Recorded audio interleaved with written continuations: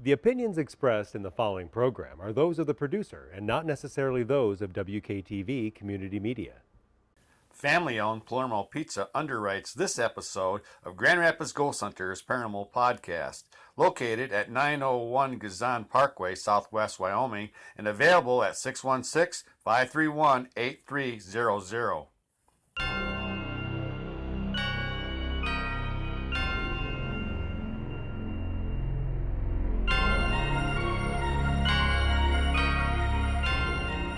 If you ever visit New York, there's a warning you should know. Beware of Sleepy Hollow. It's a place you dare not go. For there is an age-old story that villagers believe is true about a ghastly specter who preys on the likes of you. Buried in the ancient churchyard is a trooper without a head, and in the gloomy moonlight he rises from the dead. Known as the Headless Horseman, he rides the road at night, forever searching for his head. He's such an eerie sight. They tell of a gangling teacher who courted a winsome miss, a wealthy farmer's daughter who promised a life of bliss. But she had another suitor, a formidable young man, who vied with the crafty Ichabod for the lovely maiden's hand. Rebuffed by his intended, Ichabod was riding home through the darkened woods, fearful and alone, when suddenly a rider came. His eyes grew wide with fear. He was the Headless Horseman, and he was drawing near. Faster and faster through the trees he chased poor Ichabod Crane, who fled the village that same night and was never seen there again. Brought to you by WKTV, I'm Wayne Thomas. Welcome to another Grand Rapids Ghost Hunters Paranormal Podcast. To be on this show, you have to have certain requirements. Spooky, weird, or strange. So that's what I use the criteria to pick my co-host. Hi, I'm Kim Colleen, and I'm a normal co-host of the Grand Rapids Paranormal Podcast. Thank you for joining us tonight. I'm Brandon Hoezee of Kent County Paranormal and a co-host of the Grand Rapids Ghost Hunters Podcast. Our very special guest, returner, Shetan Noir. Hi, Shetan. Hi. So you guys have probably already heard my bio like 1,000 times, but I'm Shetan Noir. I run Into the Liminal Abyss Paranormal Podcast, but also the Great Lakes Center for Unexplained Events and Phenomena. I am a author, a travel journalist, and my focuses are the paranormal, cryptozoology, and weird travels. I think she left some stuff off. Just a little bit. I want to save time for everybody else. Right. And this special episode, we're going to talk about urban legends, hence The Legend of Sleepy Hollow, the poem by A.H. Sekowsky. Great poem. It tells the story pretty complete. Here's two of your books. We're featuring these two books because cryptozoology is, what you're into, right? And you've been focusing on Bigfoot lately, but you also head up Dogman of Michigan's Dogman? Yeah, I am the lead investigator for the Michigan chapter of the North American Dogman Project. So I do a little bit of Bigfoot research, but I feel that there are people who are much more interested in it. And so I focus on a lot of your more obscure cryptids, particularly lake monsters. That's one of my favorites. And then dogmen and other. Bigfoot, I think, is so commonplace that so many people investigate it. I kind of want to, do research into things that, the other things that go bump in the night. Okay, right. Or swim through the seas or fly through the air, so. Yeah, and it seems like some of the Bigfoot people, they're all Bigfoot. Yeah. They're changing, that's I think. their whole focus is Bigfoot. Yeah, they're focused on Bigfoot. Yeah. Let's read the titles of your books here. Can you see them, Kim? I cannot. Can you, Shetan? Lake Monsters and Odd Creatures of the Great Lakes is the one that is being pointed to right now. Yep. And then Mothman and Other Flying Creatures of the Midwest is my second book. And then you don't have my third book. I have You're your lucky book. that little Tegan's not here because she'd be so distraught with you. Yeah, I have your third book, but I don't have it here because we wanted to feature these two. Yeah. The other one is on spells, the one I have. Oh, no, the one I'm talking about is my third. Is that a bee? Nope, Yeah, fly. it's a big fly. Big fly. Well, he plays in the part. No, the third book in my cryptid series is the children's book series that I started of Tegan Gray, my little miniature picture, goes right. monster hunting, and the first monster she goes hunting is Bigfoot because he crashes her tea party. So The Tegan is your little pooch. yeah, I didn't bring her tonight just because it's getting a little bit colder outside, and she'll be like burying herself in whatever blankets she can find. So Yeah, last time she was here with babies. I know they're 15 weeks old now. They're so cute. Right. So we're doing urban legends, and I started out with Sleepy Hollow. This poem told the story pretty well. And then Brandon has a connection to Sleepy Hollow too. He came to the table wanting to talk about Sleepy Hollow, so this worked Yeah. out well. I love it. Yeah, so mine, I actually have like ancestors that were from, well, it's North Tarrytown, which was also called Sleepy Hollow. Now it's officially like Sleepy Hollow, that area there. But it was kind of called that. It just wasn't officially the town name. Yeah, so like my aunt was actually related, like my family's kind of like, some of my family members are married into the Van Tassels as well. So it's kind of all, that connection there.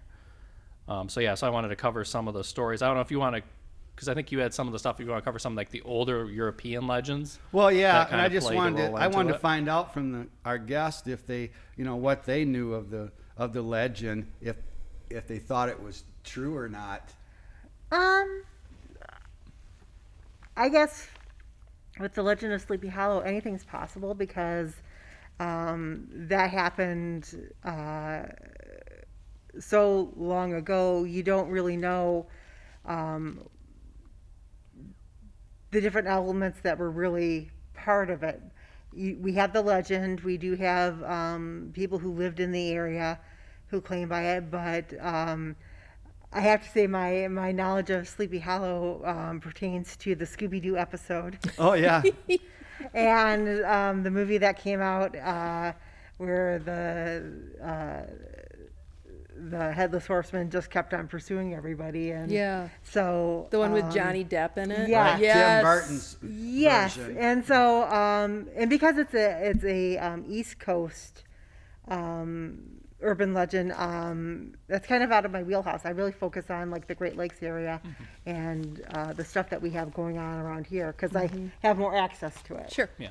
Now, I like the Disney's version myself, the cartoon Oh yeah, version. yeah. Yeah, I think That that one's one. good. That one I think was even before Tim Burton's. That- Oh, movie. way Old before. Star Or, Wars. yeah. But it's it's legend. It's American folklore. It's a Gothic short story by Washington Irving. That's what the version of Sleepy Hollow is. But the Headless Horseman actually goes back to the Middle Ages. Stories of the Headless Horseman. So Washington wasn't unique in his story. It had been told. Ireland has a legend, the Scottish have their version, the English have a version of the Headless Horseman. But there are half-truths, because there was an actual Hessian soldier. Now, Hessian, they were like German soldiers. Yeah, they were mercenaries the British hired Right. from Germany to come over and to fight, hired from the German gang to come over and fight, and then they were kind of known as very voracious, kind of very bayonets, very stuff like that, and like a lot of it, like, and a big backstory of it is where Sleepy Hollow is located. That area of New York, the British, the Americans originally held New York, but the British conquered New York City. And then the Americans were on the outside. Sleepy Hollow's right in between where the British and the American line. So it's no man's land at the time of the Revolution. So at the time you actually had, and where the Headless Horseman, another one where it comes in with the Van Tassel connection, is it was like during that time they actually, a lot of times the Hessians and the Tories would go and burn loyalist houses down. That happened to like a lot of different of my family members that were kind of there. The British would just come in and just burn. If they knew you were a patriot, they're burning you out. And the Van Tassel one was one of their homes got burned, and one of the Hessian soldiers, it was the Hessians and the Tories, but one of the Hessian soldiers actually went and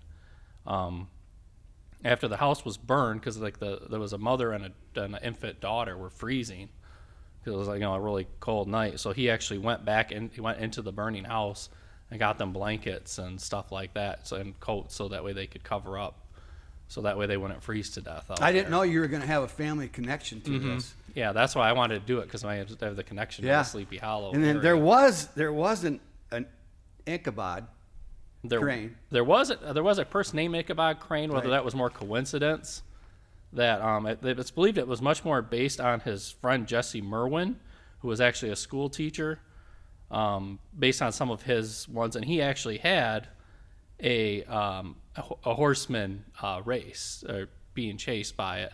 But what the actual one was, because at the time, in the Headless Horseman, or the Legend of Sleepy Hollow, it's the competitor. It's believed it's more Brom Bones is the one that chases him to try to scare him away from Katrina Van Tassel. And his one was actually he was like seeing this girl, and he wouldn't propose to him. So back then they actually had this tradition that's called I don't know exactly how it's pronounced, but it's like chivalry. So one of his friends was Abraham, which is where Brom, and he actually chased after him, because they used to do that to try to make people either propose or break up. That was kind of a tradition back then.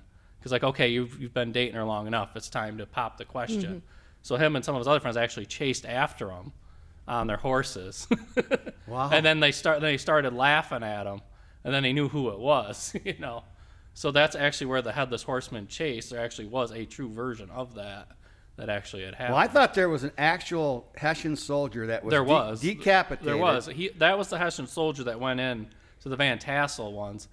Like later on, they found his body without a head. Yeah. And then it was believed the Van Tassels actually buried, had his body, paid to have his body buried, as a way of thanking him for rushing into the building to. So he was fighting them. against the Americans. He had his head taken off by a cannonball during the Battle of White Plains, and it was around Halloween 1776, and he was buried in the old Dutch church, what was Terrytown. They actually renamed the area later. Late in 1996, it was officially renamed Sleepy Hollow, but it was kind of known as Sleepy Hollow even before Washington Irving. I didn't know Washington Irving himself is actually buried in the old Dutch church cemetery as well. I didn't know we were going to cover this deep. Yeah. That's cool. That's you and I had the same idea, and this poem was great. This poem told the story so well.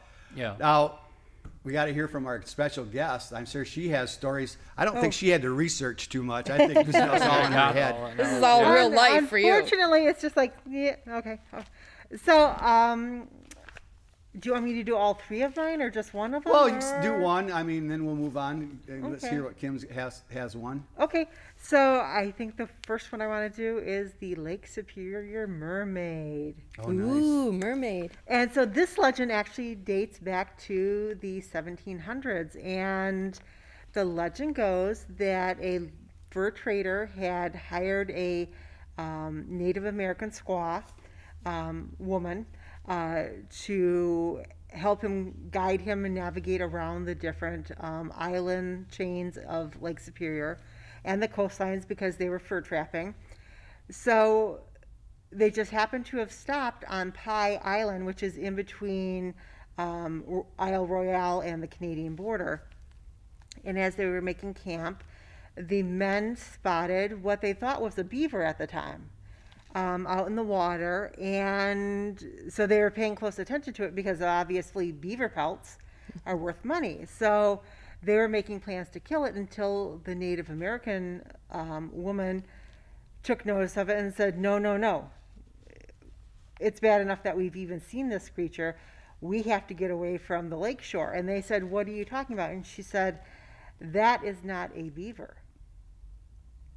That is the water god of Lake Superior.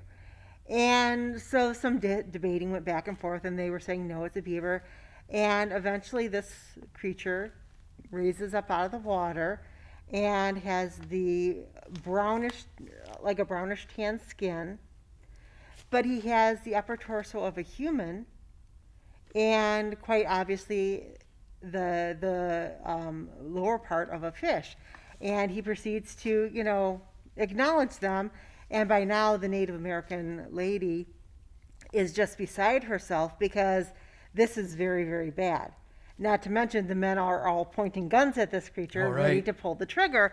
And she's like, no, we need to leave it alone. We need to get as far away from the shore as possible because this Manitou, which is the Native American word for gods, this Manitou now has taken notice of us, and a storm will be coming. So she immediately retreated into the woods and started making camp as far away from the edge of the island, the lake shore, as she could. And so the men eventually followed, and for the next 3 days, a tremendous gale swept over Lake Superior to the point where it was damaging their ships. And it was only until the third day came and things settled down that they truly started to believe what the Native American woman had been telling them, and started showing some respect to the Native American legends that abound in our Great Lakes area, because they had encountered the Great Manitou of Lake Superior, and if they had shot at him, things would have been much, much worse. Yeah. Oh, wow. That's an incredible story. Yeah, that's a good We story. have such a background here in this state with the Native American Indians. Now, I thought maybe that'd be something you'd see in Florida, like a manatee. Yeah.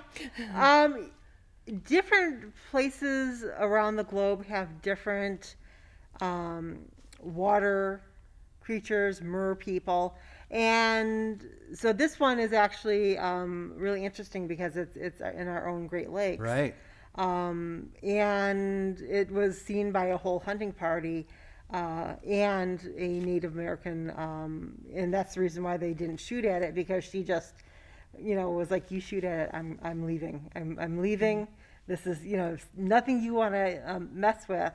And so she finally convinced them to come inland because when the storm came, it was ferocious. Is there documented evidence to support that? Only the eyewitness reports that go along with the legend itself. The Lake Superior, it's, I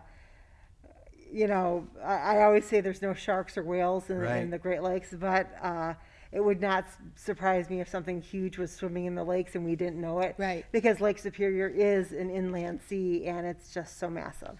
Yeah. Cryptozoology, the whole definition is unsubstantiated, but so often it is substantiated, and by reputable people, whether it's sea captains or police or whatever, and there's multiple witnesses.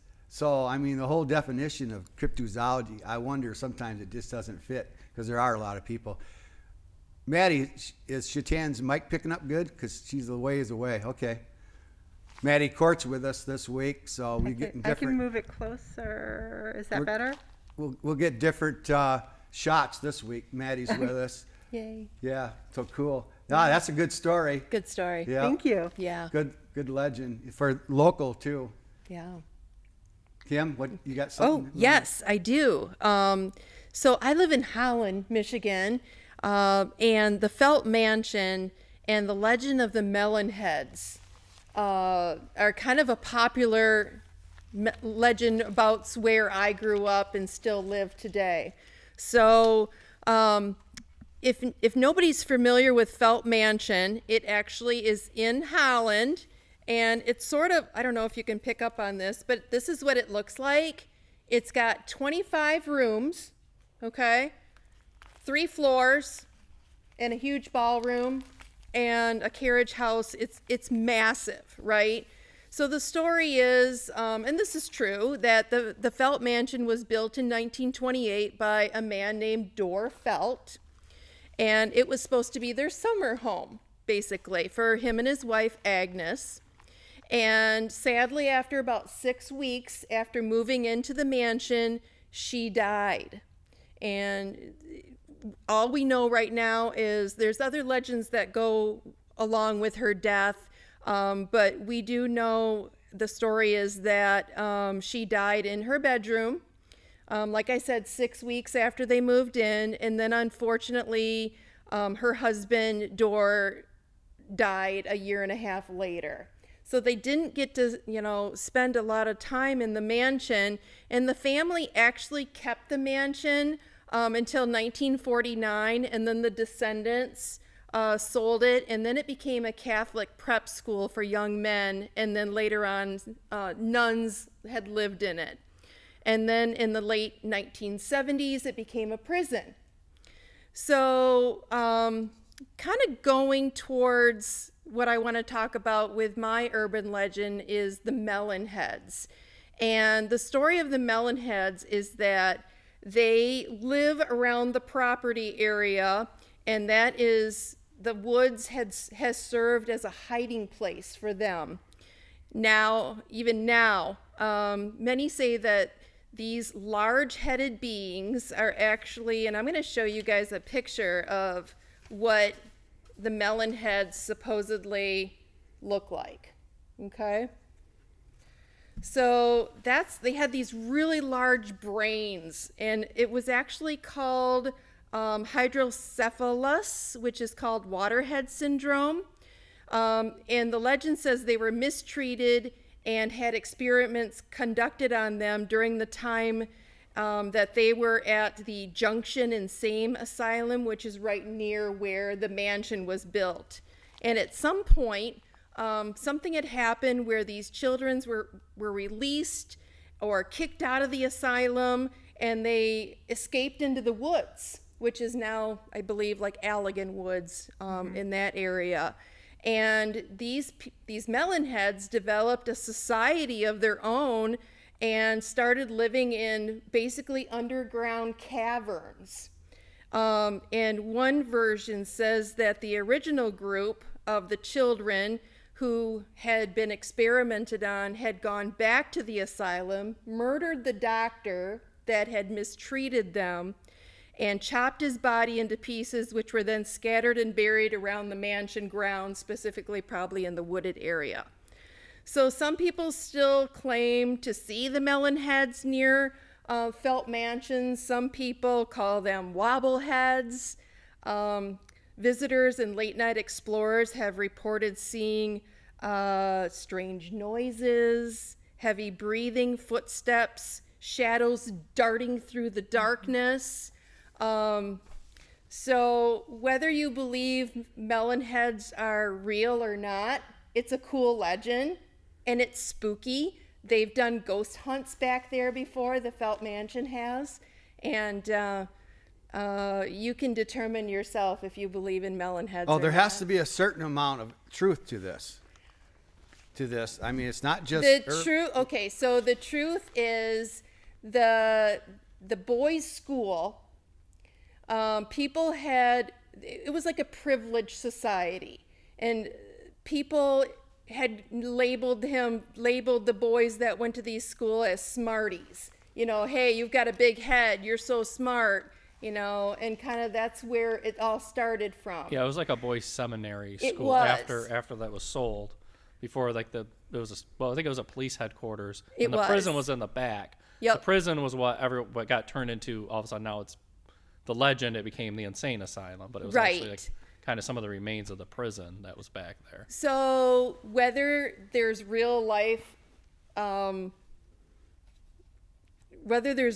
creatures like this, you know, it's a legend. I really think there are real. They're real. But and see, this legend is not just Michigan-based, because Right. Yeah, you're That's what I was Ohio, gonna say. Pennsylvania, Yes. Yep. Yes. Kentucky, a lot of states have very similar Yep. urban legends. Like almost every state has a Crybaby Bridge legend, or the tennis shoe tree legend. Almost every single state has a similar version, and I have come across the report of the Melon Heads Yeah. in several different states, and the story gets changed, some of the Yeah. details here and there, but it's always a group of young children, possibly related, who all have this physical Yep, affliction, deformed, yep. and they've either been sequestered to a insane asylum or something like that. They're mistreated, they escape, and then they set up a colony of their own. So Right. I have found similar tales in several different states. Yeah, of I did Melon read Heads. about the one. It's not only in Michigan, but like you Yes. said, I did read about the Ohio one as Right. well Yeah, during there's, my like, I think research. it's 2 other states that even have like the same doctor name, the same Oh, really? same story, like even to that point where it's the same, you know. I know. It might have been I an know. X-Files. I'm not sure if it was. It should have been if it wasn't. There But was what's- a movie made about it too. Okay. So. But what's cool is we're about 15 minutes from the Felt Mansion. Yeah. I mean, we're close. Yeah, We're in totally. Kent County, but we're real close to Allegan County. Yeah, This is in totally. Allegan County. Yeah, and Brandon's got connections to this too. Yeah, the curator, the one that like repaired it, is actually like a second cousin. Patty Meyer. Oh, you're related Mm-hmm. to everybody. Yeah, pretty much. Yeah. You're related to Patty Meyer? Yeah, her last name Kevin it's Patty Bacon. Meyer Hoezee. Oh, I didn't know that. Yeah, or Jose Meyer, I should say. Patty Okay. Jose Meyer. Okay. We went to St. Hyphenated name. We went to St. Cecilia downtown, the music center, and Brandon's looking on the pictures on the walls. He goes, "Oh yeah, I think I'm related to her." Yeah, well, the See, names, yeah. He's this show's version of Kevin Bacon. He's like, Right. you know, Yeah. steps away from everybody. Everybody's related. And I to did Oh some my acting, gosh. so I'm only 3 degrees removed from Kevin Bacon and acting movies. Now, didn't your group go out there to the mansion though recently? We did recently. We had like 12 different. We had Darren joined us out there as well as some other people, and it was a fun night going to investigate. I don't know if we really got much. We did have an interesting Estes session in the carriage house, where I kept repeating over that that when they were building the building up on the hill, and which I'm not sure if it was referring to the prison, because the prison is like up the hill from the mansion. The mansion's up the hill from the carriage house, so it's Right. kind of, you know, the 3 tiers. But it says like when they were building the building up on the hill, somebody was murdered on the side of the house in a conspiracy over money. It's like I wanted to tell people, but I couldn't. So, but it kept like repeating that story over and over during the Estes, like, you know, coherent sentences going through. So I found that very interesting. I don't know what the truth of that is or what really I don't happened there. know. I found it very interesting though. Yeah, he's talking about Darren Dykehouse from Yeah. Lakeshore Paranormal, one of our good friends. Darren's been here 4 times, and now Shetan, you have been here 4 times on our show. I know. That's right. love So it. between you and Darren, I don't know. It's a We- race we to love see who gets both the of you. most appearances. Yeah. Yeah, know, we love right? both of you. You got to make sure you get on the calendar for next year and keep ahead of Darren That's now. right. Yeah. That's right. Well, just give me the dates and you plan around it. Yeah, right. We'll get you back here for sure because you always got interesting things to talk about. Now, because I'm the devil, I included the Jersey Devil in one of my urban legends, and it's a legendary creature reported in Pine Barrels, South New Jersey, Philadelphia. Pine folklore. Barrens. What did I say? You said Pine Barrels. Yeah, Pine Barrens. Yes. Yeah. Okay, and it's a flying cryptid, so it's right up Shetan's alley with hooves. They have plaster cast of the hooves. It's a dragon-like, which the dragon lady is with us tonight. So there's been various renditions. I've seen one. I think that a school kid did. It was great. I mean, it was an X-Files episode. It was episode 5 on X-Files. It's 19th century setting. A naval commander blew a hole in it, they said, but it didn't do it any damage at all. It just kept on coming with a big hole in it. And it was in 1840 to 1841, sheep and chickens were disappearing, and it's known for its piercing scream. But the hooves is what got me, and then the fact that they had plaster cast of the hooves. So anything to add to the Jersey Devil? No, so the legend of the Jersey Devil begins with Mother Leeds. Oh, right. Yeah, I didn't Giving even birth get to that part. her 13th child. 13th child. And upon it being born, she curses it, which is never good. And it quickly develops into this demonic creature with wings, hooves, a Yeah. horse's head. And I don't believe, does it kill the midwife? It does something to the midwife, and then it escapes up the chimney. And from then on, it's a part of the Pine Barrens, landscape, with becoming one of their, what I call a small town monster, or hometown monster. It's kind of their claim to fame. Now, the thing you have to keep in realization with the accounts of finding like the tracks and stuff like that, in that area, you obviously have horses, Deer. you have deer, you have Cows, moose, right. which all are cloven hooved or have hooves and can leave a track. So just because you find tracks in the woods, they would have to be very phenomenal for me to believe that it was a cryptid creature. Also in that area, you have your raptor birds, like different kinds of eagles, hawks, owls, all that have a large wingspan. So there again, we can't, just discount somebody seeing something flying through the woods, because where I live in Livingston County, we actually have bald eagles now, which never in my lifetime do we have bald eagles. And now every time I let my 15-week-old min pin toy poodle puppies outside, they go outside with my 150-pound mastiff, so that if there is something lurking in the trees, like a raptor, a bald eagle, puppies have some type of protection. Right. I'm also out there too, but it's just the fact that we have seen birds of prey with very large wingspans flying around our house, and to the point where this summer I was helping my dad in his driveway do something, and I just happened to look up, and I could have sworn there was a pterosaur flying above our pole barn. And I was like, Dad, look. And he looks up, and he's like, yeah, it's a heron. I'm like, yeah, but if you didn't know that was a heron, you would say that was a pterosaur. Oh, yeah, they're huge. Because of the way that their necks and heads, from underneath, the way that you're looking at them, the head and the neck, the wingspan, the shape of the wings, and then the fact that they had their legs like behind them together, and then it makes a almost like devil's point on the tail. If you're just standing there watching this and you're only getting like a 30-second view, you're like, crap, that's a pterosaur in modern day. Actually, it's a sandhill crane, or it's a heron of some type.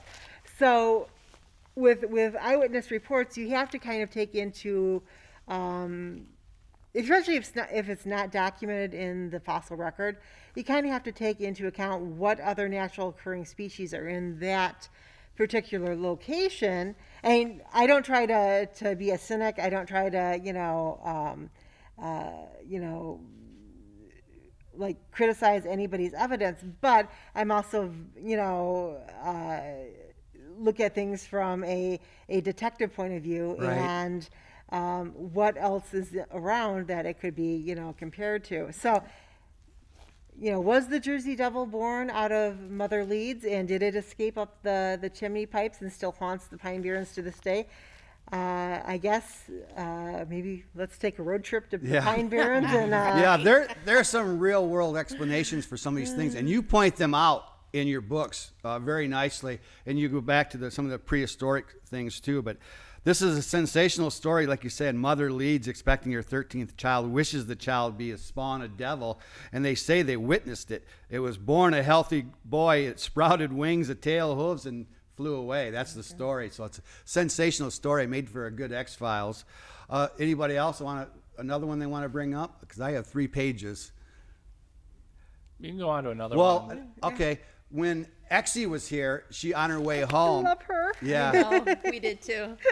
When Exie was here on her way home, she saw an owl, and then we talked about it. An owl is, a symbol or a sign of things, and usually in most places people consider it a bad omen. However, a white owl has a particular meaning of good luck. A black owl has to do with awakening. But the thing is, owls are like accompany death. And the dead owl, if you find a dead owl, that's the worst of all. Oh boy. Yeah, because that means that it's not just a death, it's your death. And so if you dream of an owl, that's approaching death. If you see a flying owl, it's family problems coming. And she didn't want to buy into it when she told me about it. And she goes, well, I believe it's other things. And other people did believe that it could be a good thing. Like I said, white owls, good luck. There was an Indian tribe, the Apache, believed that you died and you came back as an owl. So, yeah, an owl has a legend like a black cat, bad luck. but it's kind of like But it depends on what part of the world you're from, because right. people of European descent believe that owls represented wisdom. Wisdom, right? And the Native Americans in North America believed that they were very bad luck, and that seeing these large owls meant that you were going to face either hardship or somebody was going to die. So it really depends on what part of the world you're Right. from and what your belief system is. Yep. If you were to ask me, before I did research on my Mothman book, if you were to ask me, well, what do owls represent to you? I would have said wisdom. Sure. You know, because of the influences of the Harry Potter, owls in there and different elements like that, I would have said they represent wisdom. But knowing now that the Native Americans saw them as a sign of impending doom, that kind of changes my thought system on that. So yeah, I mean, it's no worse than seeing a black cat walking under a ladder or spilling salt, if you buy into that. Yeah, it means death in Africa, Middle East, and Native American tribes. In Mexico, it stands for darkness, magic, at night, and death. But it's also on the other end of the spectrum. Yeah. So that's owls. I mean, I thought that was interesting that Exie saw an owl on her way home from here, and then Brandon had an experience here. And Exie says there's a couple spirits here in this building, so whether it probably attached to the property. So. I have a quick story about Etsy. She'll probably kill me for this later. Exie Susan Smith. I love her so Yes. much. So I first met Exie a couple of years ago. We were doing the Houghton Paranormal conference, and we were roommates at these little cabins. So I have my little Tegan with me. I'm sorry that I didn't bring her tonight. She's usually dragging. So we were getting along, and like anytime like we'd walk past Exie's room or she'd walk into the bathroom, Tegan would do this at her. And so we do Friday night, we get back, we go to sleep. And so we both were driving separately. So we both left, within a few minutes of each other to get to the Anchor Inn where the event's being held. And so I'm sitting talking to everybody there, and I decided, I'm going to, go use the restroom before, we get ready for the day. So I didn't know that Etsy was already in the larger stall. So I just go in, and I'm sitting on the stall, and Tegan's sitting on my lap, and then we hear something in the next stall. And Tegan she is a dragon. She might look like a min pin, but she is a dragon. Jumps off my lap, and she's looking, she's growling at it, so she slowly sneaks forward, and then all of a sudden she shoots herself underneath the stall wall. And it's a good thing Etsy was still sitting on the toilet seat, because she got the scare of her life. Oh, no. Because Tegan's like, and oh my God, Tegan, stop that. Don't you do that. I'm like, Etsy? And she's like, yeah. Shetan? Yeah. Okay. She's like, that was scary because this bathroom is actually haunted, and I thought the thing that haunts the bathroom was coming underneath the stall door to get me. Oh man! And so we had a good laugh, but it was one of those few times where my dog actually pranked both of us. Oh my! Yeah, me and another person. So that's my fun story with. Everywhere Exie goes, I love her dearly. She's so wonderful. She was. I got a new cat this summer who is a Cheshire cat, and until she likes you, she will disappear at will. And it became a weekly thing of where'd the cat go. So I'm like contacting Etsy and my friend Cheryl Lynn, and I'm like, do you guys pick up on the cat? And she's like, yeah, it looks like this. I'm like, no, that's the cat that's actually in my parents' part of the house. My cat's a Lynx Point. So it was a fun psychic tag and go seek with a cat. So. Oh, jeez. Oh, boy. Exie would appreciate this. Yeah, she would. Well, that's a great story. I know you guys have had the rooms together. She talked about that. Mm-hmm. I had another one because obvious reasons. Fort Wayne. Oh, yes. Fort Wayne, Detroit. You might want to turn that off. Nobody's going to hear us. He wants to be part of the show here. Now watch, she won't turn off. There we go. Yeah. Fort Wayne, for obvious reasons, seeing my name is Wayne. Yeah. In Detroit, near Detroit area, Detroit River. It's 1 mile from Canada. They built it, and they discovered 900-plus-year-old Native American Indians buried there. Well, they built it anyway, and so obviously they have unrest. Native American Indians there. They're not at rest, and they have Civil War soldiers also that march in that area. Teams have been in there, reported footsteps, human-shaped shadows, voices, doors opening, closing, all the poltergeist typical stuff. Early morning apparitions, ghost conversations. The visitor's bathroom and the ladies' bathroom is especially haunted. So yeah, in 1900s it was discovered, the Indian burial ground. So that's close. I mean, that's close to us. That's a Michigan connection right over in Detroit. So I've never been there, but it sounds like they report it as one of the most haunted places in Michigan. It's on one of those lists. So It's been some ghost hunters and some of those different ghost shows. I know they've investigated there, I believe. Okay. Yeah. I believe it'd be more like Revolutionary War, French Indian War kind of time period. I believe with that fort, not. Well, you might be thinking of River Raisin. Yeah, River Raisin, when I went and checked that area out too. But I think Fort Wayne was about that same time period, I believe, as well. I thought there was a Sauk, Fox Indian tribe connection there, which and a lot of these Indians were just completely massacred. And it's no wonder if they might be not at rest, or they might want some vengeance. You know, they have some unfinished business with the white man. It's no wonder. And it wasn't just the white man that was wiping them out. They were fighting against each other. You know, it wasn't uncommon for entire hunting parties to disappear.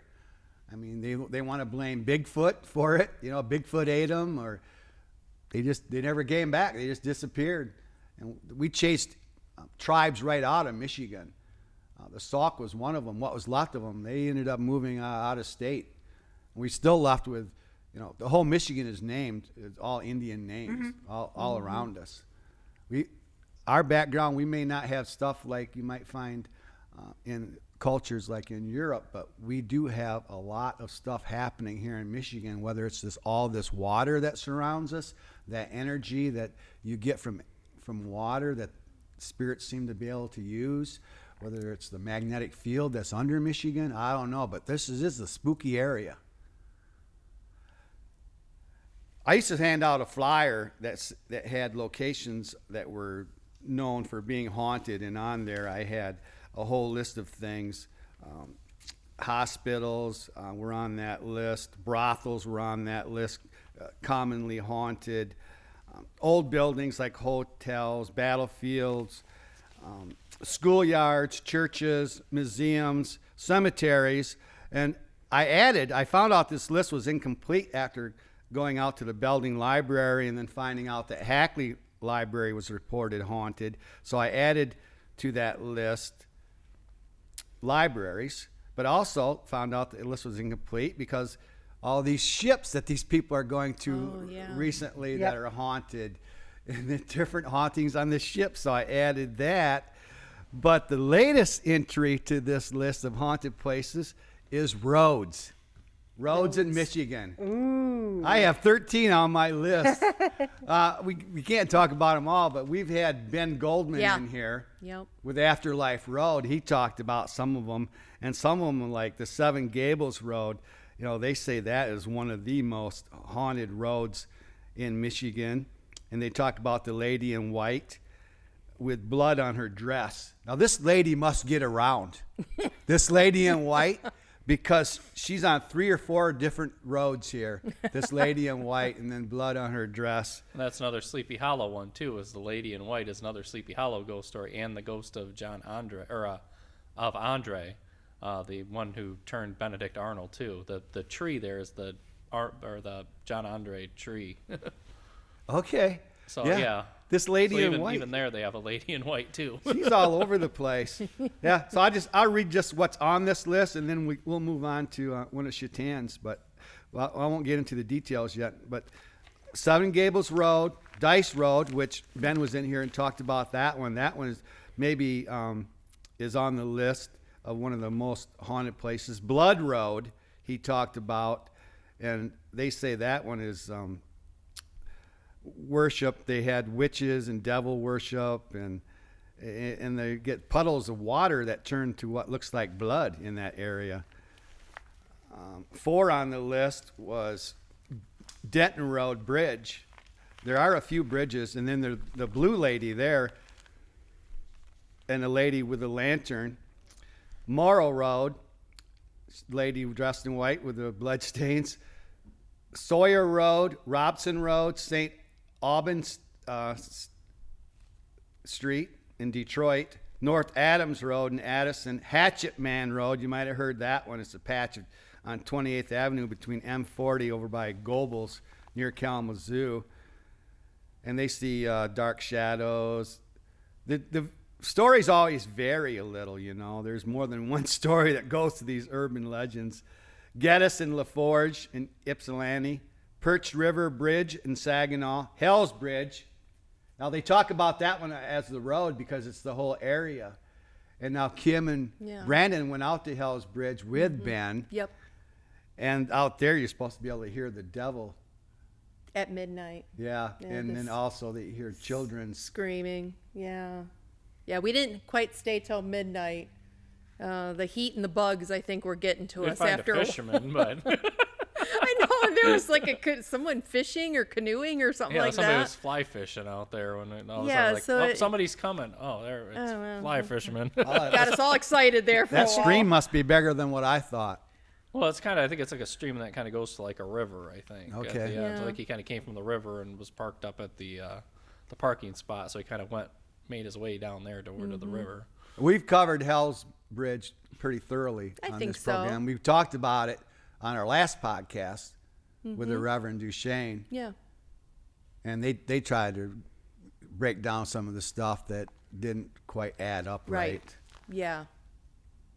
So rather than get into all the details, because some of them are common, like I say, in these roads, but there's a lot of them. My list has 13, and I know there's more that are on the list.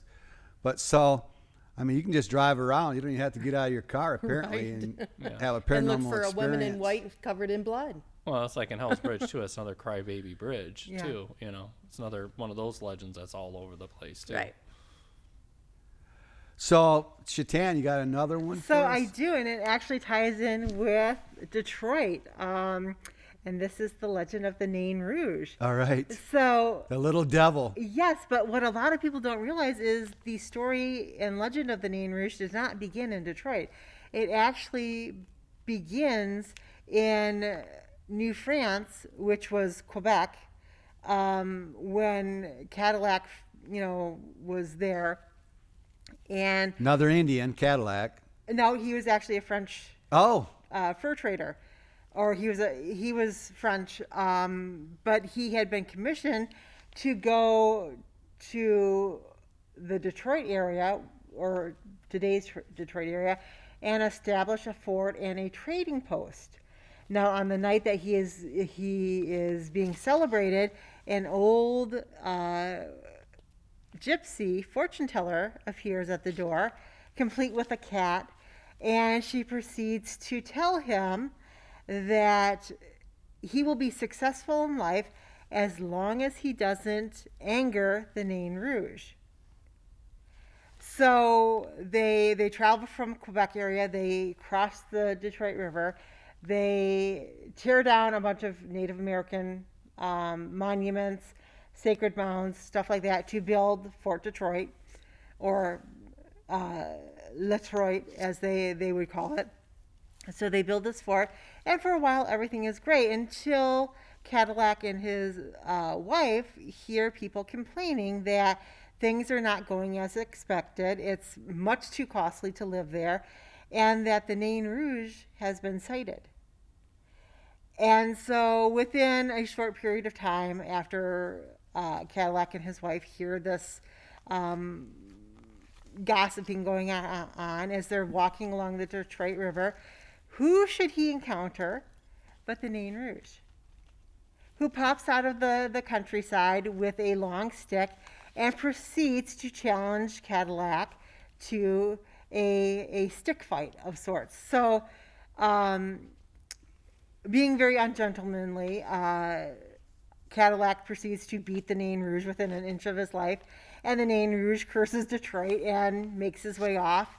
And so to this day, we have a parade every third Sunday in March to celebrate the Nain Rouge, give him his glory, and then we throw him in a car and drive him to Toledo and kick him out.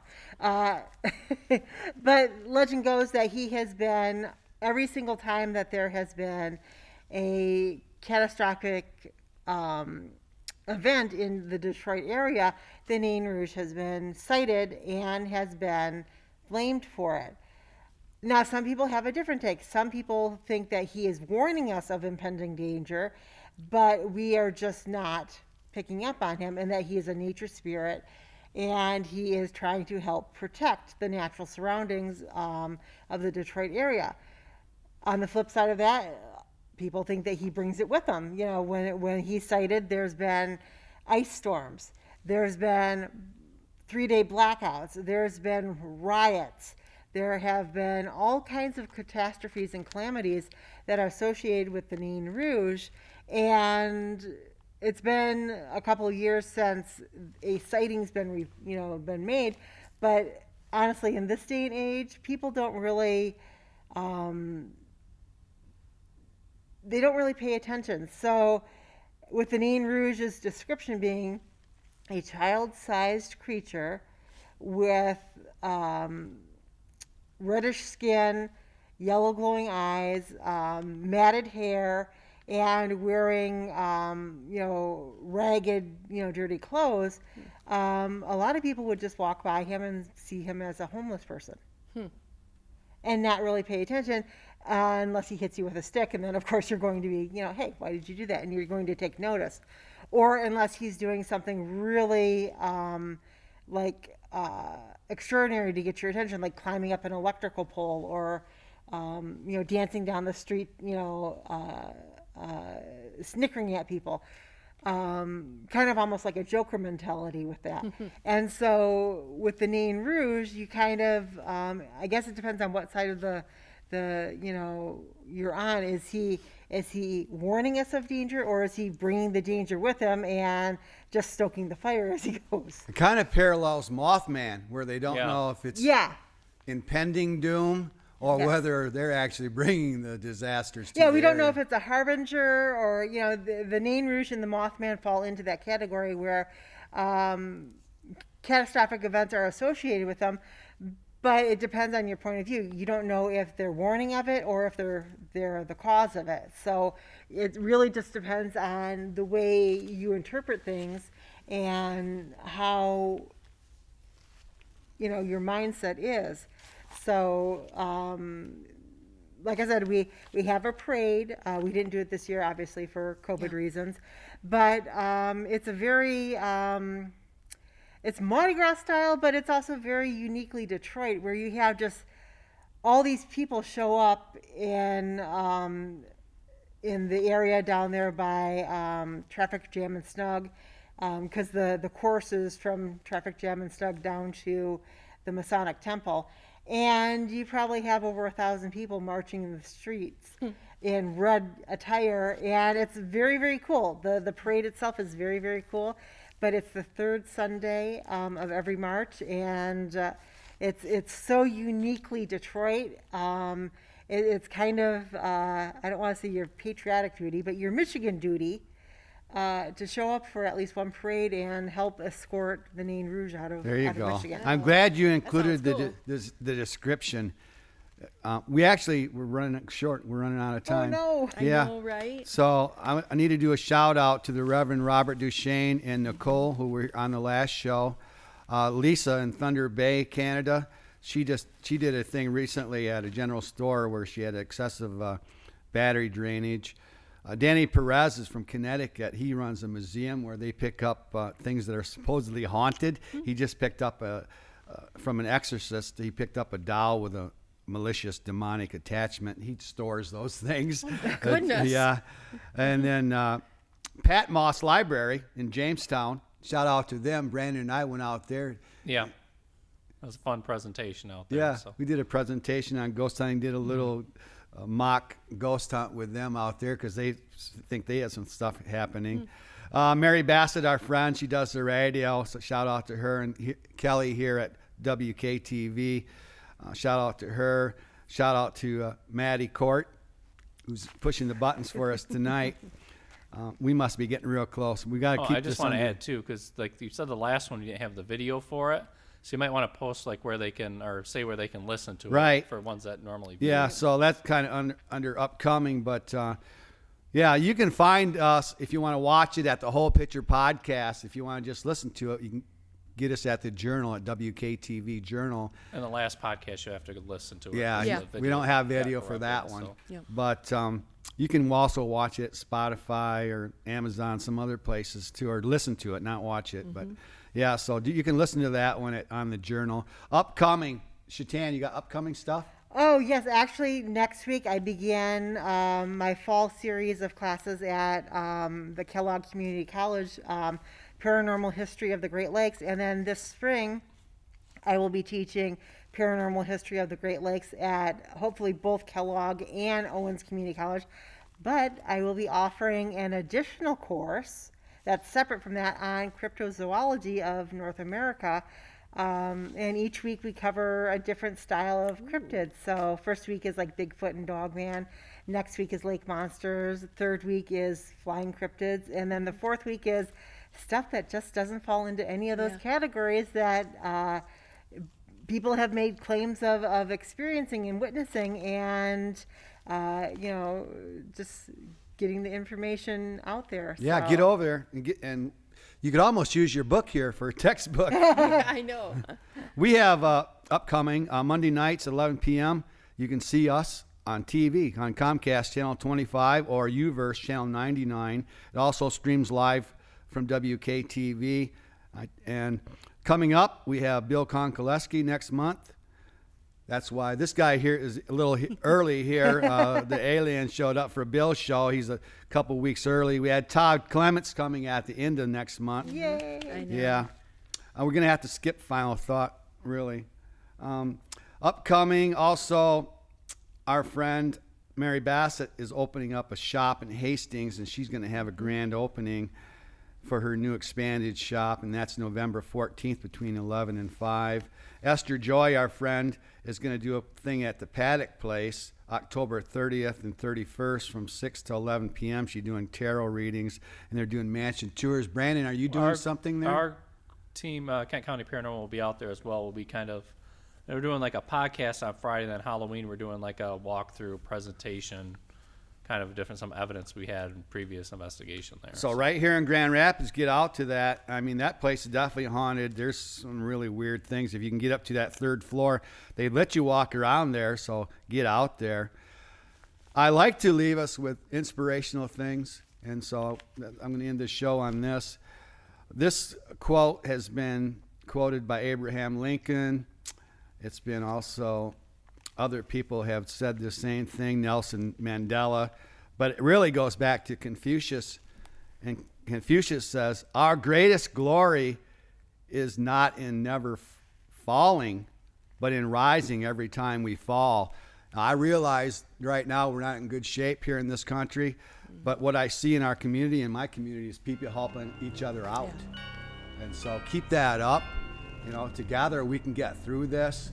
We're down right now, but we can rise again. So, I mean, that's it. Another great show. It goes so fast. Peace out, everybody. Bye. Happy Halloween. Happy Yeah. Halloween.